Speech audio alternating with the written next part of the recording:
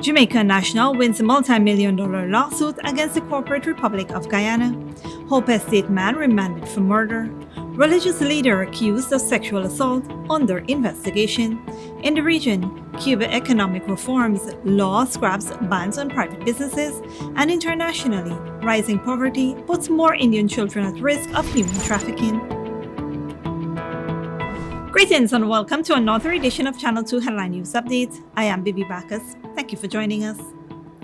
On Wednesday, the corporate Republic of Guyana lost a multi-million-dollar lawsuit filed against the state by a Jamaican national for her unlawful detention shortly after being released from jail for drug trafficking on November 10, 2018.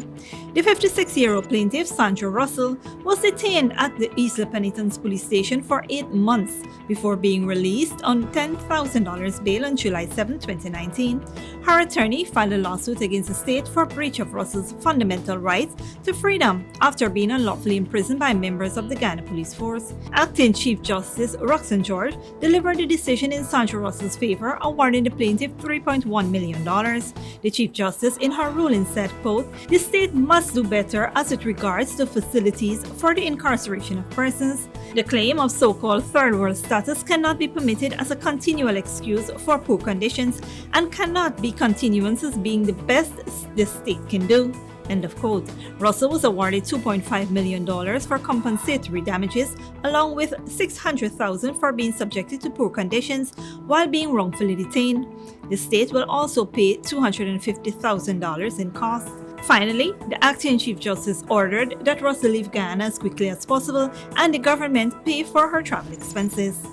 A man was sent to the hospital after his vehicle collided with a post, an offense on the west coast of Demerara. More from Esther Sobers. A Strodeville man is lucky to be alive after a horrific accident on one of the west coast of Demerara's busiest road has only left him nursing injuries. According to reports, around 8:45 p.m., 43-year-old U.C. Austin of Old Road, Strodeville, on the west coast of Demerara, was traveling east at high speed in his Jeep along the new road, Reading Hoop Public Road.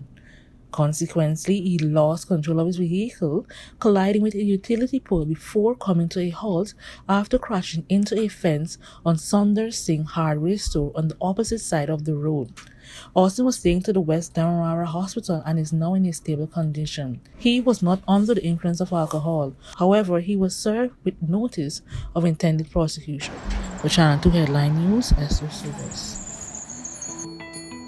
Thanks, Esther. Police are investigating the circumstances surrounding the alleged rape of a 17-year-old boy by a religious leader at Region 6 on Friday, September 24th. It is alleged that the suspect used his religious standing to gain the confidence of the victim's family at a religious function where he dismissed the other family members before committing the act. As a result, the incident was reported and the accused was taken into custody. The judiciary wishes to inform all court users that the operations of the Georgetown Magistrates Court and office will be closed effective Thursday, September 30th to Tuesday, October 4th, 2021. The court building and office will be closed as a precautionary measure following the exposure to the COVID-19 virus. The usual precautions and protocols are being adopted. Urgent matters will be done by way of remote hearing during this period for the Georgetown Magistrates Court. The filing of urgent matters, including domestic violence applications and serious matters, may be affected by making contact with the principal clerk of the court by telephone numbers 225-9127, or you can email them at magistrategeorgetown@supremecourt.gy. People who have in-person hearings scheduled in this court during the period may contact the principal clerk of the court or their attorney at law. Payments for maintenance and uplifting of bail monies at the Georgetown Magistrates Court will resume on the 5th of October 2021. Any inconvenience caused is regretted. Don't go away after the break. Hope Estate man charged with murder, and the Guyana Police Force are on the hunt for 2 men wanted for armed robbery.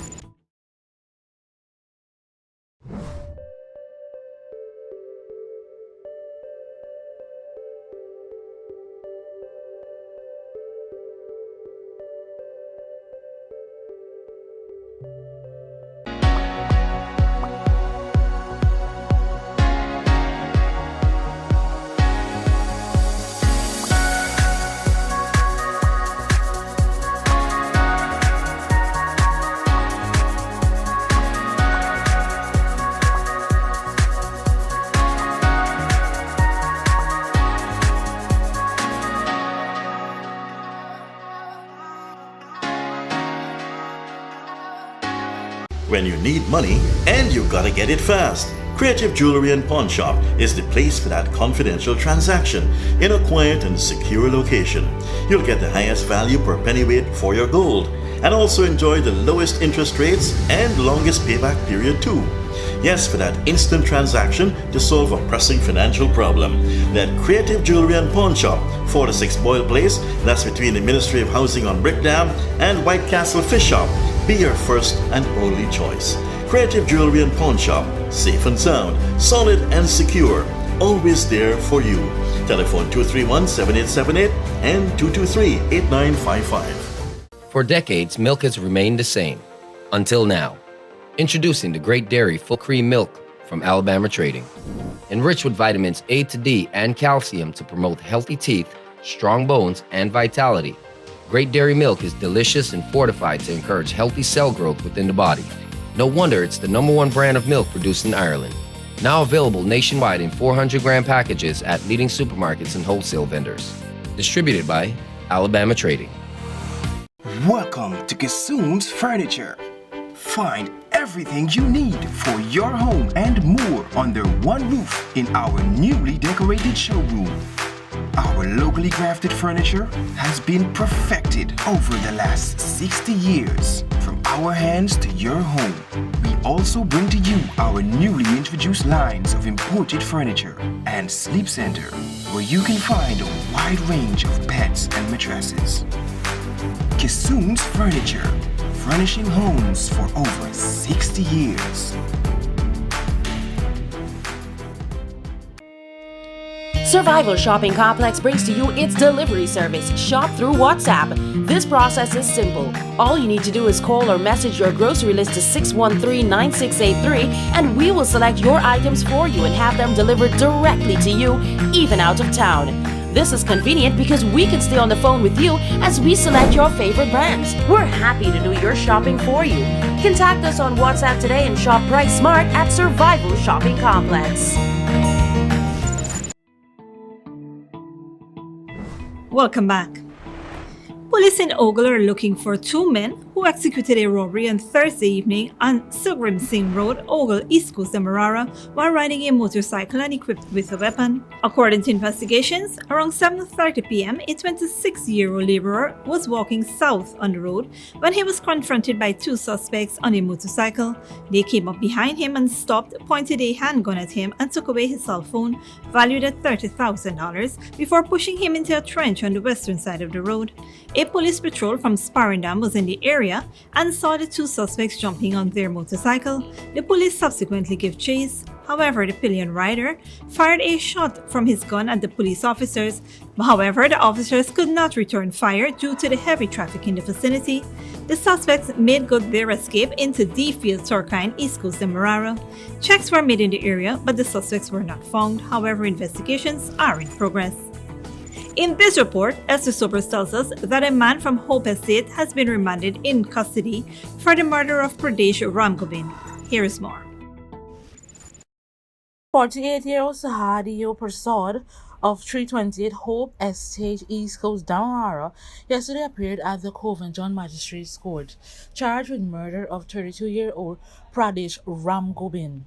Prasad appeared before Magistrate F. Azor and was not required to plead to the charge of the offense of murder. According to reports, Ramgobin left his home on September 21st to go on an afternoon line with friends. He never returned home that evening. Around 8:30 a.m. the following morning, Prasad showed up at his home and notified his relatives that he had been chopped to death. The suspect even told them where Ramgobin's body was. The relative immediately notified the police. When the Rang visited the location, they found the man's body in the house on a bed, surrounded by blood. The body bore chop wounds. Prasad was subsequently arrested and charged for murder. He was remanded to prison until November 30th, 2021 for statements. For Channel 2 Headline News, Esther Sobers. Thanks, Esther. The head of communications for the opposition and former director of the Department of Public Information, Imran Khan, was laid to rest earlier today after he succumbed on Monday night at the COVID-19 hospital. Mr. Khan was a patient in the intensive care unit of the COVID-19 hospital at Liliendal for over a week. On September 15, he tested positive for the virus and was hospitalized a few days later. On Sunday, Khan offered thanks to the many persons who were praying for his recovery on social media, saying he was in excellent spirit. He admitted to being unvaccinated due to medical issues. Khan's wife, attorney Tamara Khan, is also a patient in the intensive care unit of the hospital. She was recovering at home but had to be rushed to the hospital last week after encountering breathing problems. In a statement yesterday, opposition leader Joseph Harman said, "It is with a heavy heart that the APNU-AFC coalition announced the untimely death of Mr. Khan and offered their deepest condolences to the family members." Harman said, when they read Khan's upbeat note on Sunday asking for a fruit salad and praising coconut water, they had assumed that he had passed the worst and was well on the way to recovery. The suddenness of his death, which was due to abrupt respiratory failure, came as a shock to everyone. Don't go away after the break. CUBA economic reforms, law scraps ban on private businesses, and top US General Milley calls Afghanistan a strategic failure. But before that, here's the bridge retraction schedule.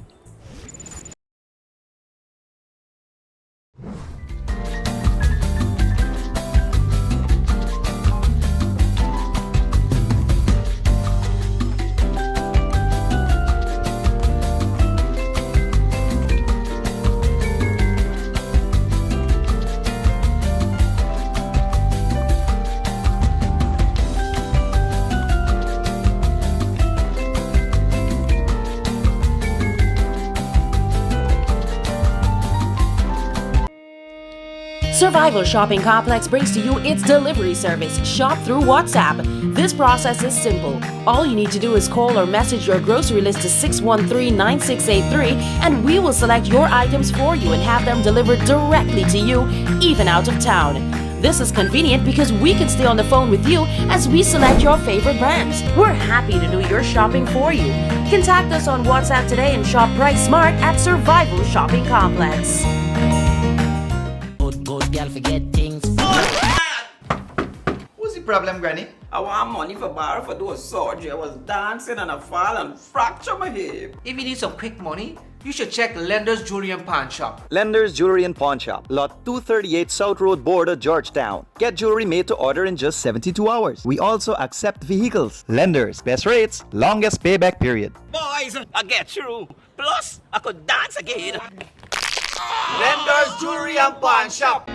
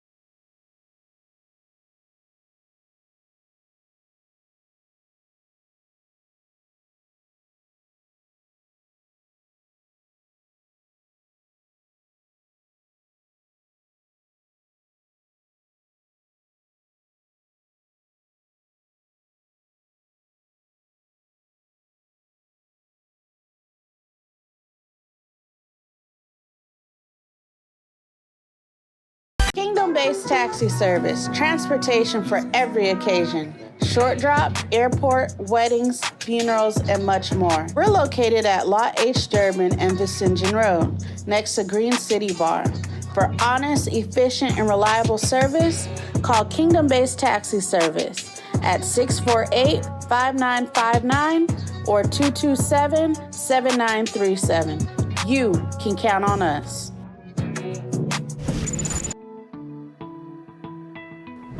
Welcome back. Now we take a look at news in the region and around the world. Cuba has lifted a ban on small and medium-sized private businesses as the communist state gradually loosens its grip on the economy after last month's widespread protests. The coronavirus pandemic had badly affected its ailing economy, already weakening by U.S. sanctions. Al Jazeera's Lucy Newman reports. For more than half a century, Cuba's communist economy has been frozen in time and not running nearly as well as these iconic vintage cars, dating back to before the 1959 revolution. But now, at last, the government is opening the door for Cubans like Carlos Miguel Perez to start small to medium-sized private companies with up to 100 employees. Perez is the director and founder of Dofleni, a software company that until now has been unable to expand and export its products. This will give us legal status as a company. Before we had to use our own name and capital. Now we can have partners and hopefully access loans and trade internationally as a private company. 53 years ago, Fidel Castro eliminated all vestiges of private businesses. Eventually, as the economy floundered, individual entrepreneurs were allowed to open family restaurants and rent rooms, which could be opened or closed at a whim. But in July, unprecedented mass demonstrations against economic hardships convinced Communist Party leaders to finally move forward with wider reforms. A recognition that their model of total state control of the economy had failed to deliver the goods. I think that if Cuba really wants to achieve concrete results, it has to move towards a Vietnam-style mixed economy. We aren't Vietnamese, but it's what we're able to deliver, the goods and services and jobs that our people are waiting for. It's a novel idea in Cuba. But entrepreneurs like Carlos Miguel Perez face problems, such as obtaining finance in a country that's bankrupt, bypassing red tape, and above all, increasingly tough U.S. economic sanctions. The U.S. economic embargo doesn't just punish the state sector. Even as a private businessman, no U.S. bank will transfer money to me here. I can't use online platforms that are vital for the development of my business. Our fledgling private sector is as blocked by U.S. sanctions as Cuba's state-run sector, so we're at a tremendous disadvantage. But despite all the difficulties, he's counting on the same Cuban ingenuity that has kept these cars going for so long to help his island nation swim through these uncharted waters. Lucia Newman, Al Jazeera. Internationally, the top United States military officer has described the end of its 20-year war in Afghanistan as a strategic failure and warns the country might be headed for a civil war. Al Jazeera's Patty Culhan reports. In unusual move, the top military brass walking a fine line, but appearing to publicly question their boss, the U.S. president's version of events in Afghanistan. Buddy, how you doing? President Joe Biden had said he couldn't recall any military advisor recommending he keep troops in Afghanistan before he ordered the withdrawal. The top military bosses appeared to contradict that. I won't share my personal recommendation to the president, but I will give you my honest opinion, and my honest opinion and view shaped my recommendation. I recommended that we maintain 2,500 troops in Afghanistan. The White House responded. I would note today, in the testimony that was given by Secretary Austin, by General Milley, they made clear, Secretary Austin specifically said, if you stayed there at a forced posture of 2,500, certainly you'd be in a fight with the Taliban and you'd have to reinforce. From the senators, dueling narratives over which president is to blame for the chaos. Donald Trump, who made a deal with the Taliban to take troops out, or President Biden, who set the date for removal. Anyone who says the last few months were a failure, but everything before that was great, clearly hasn't been paying attention. Because of the date certain rather than a conditions-based withdrawal. Because of a decision that was made by our president. Because of that, we left American citizens behind. So what went wrong? This hearing didn't produce any real answers, but the military admitted here something did. We helped build a state, Mr. Chairman, but we could not forge a nation. The fact that the Afghan army that we and our partners trained simply melted away in many cases without firing a shot, took us all by surprise, and it would be dishonest to claim otherwise. The Pentagon is conducting its own review of its actions, but some senators say that's not enough. They're calling for the creation of an independent commission that can look at what went wrong, not just at the end, but during the entirety of America's longest war. Patty Culhane, Al Jazeera, Washington. And finally, activists in India says the pandemic has pushed more families into poverty, and that is putting children at risk. Falling income and rising prices mean more parents have been sending their children out to work, and many of those children are falling prey to human traffickers. Al Jazeera's Elizabeth Punaram reports.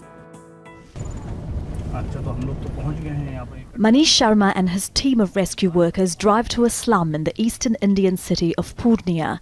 They've received information that trafficked children are being kept there. Joined by police officers, they move through the dark until they find some children hiding and clearly terrified. But as they try to lead them to safety, they're attacked by a group of men. No one is seriously injured, but in the confusion, the children run away.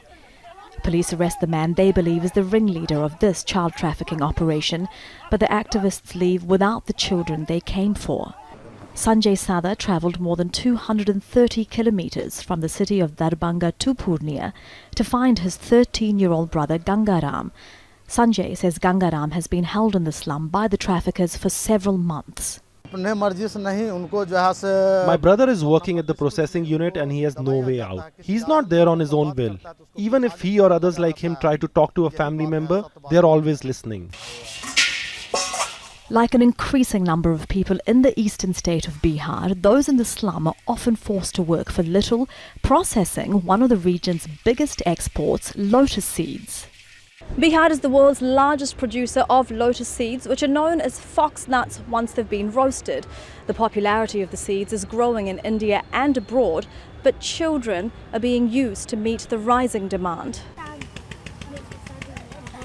With more than 2 million workers aged between 5 and 17, Bihar has the second highest number of child and adolescent workers in India. Many are trafficked. It is one of the greatest challenges we are facing.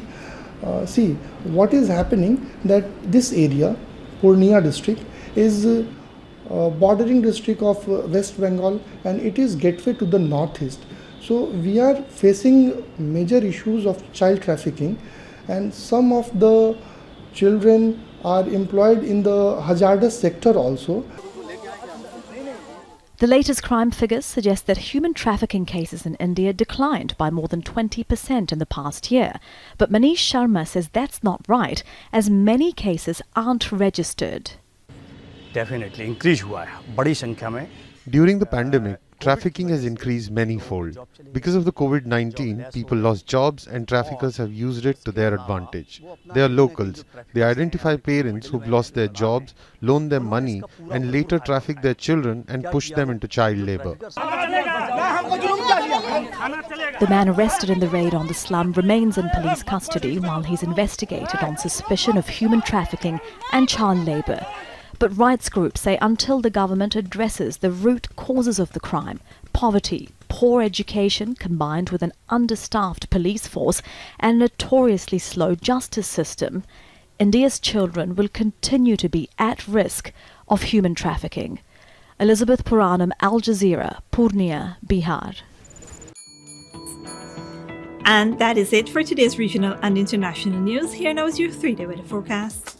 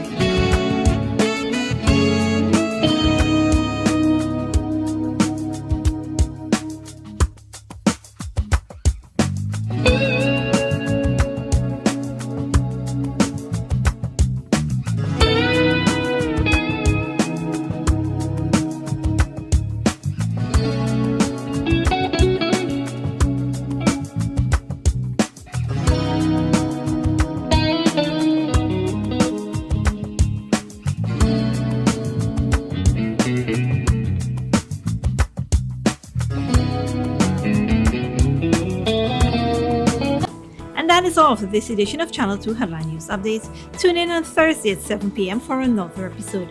Be sure to subscribe, like, and follow us on Facebook and YouTube. Until then, please take care of yourself and each other.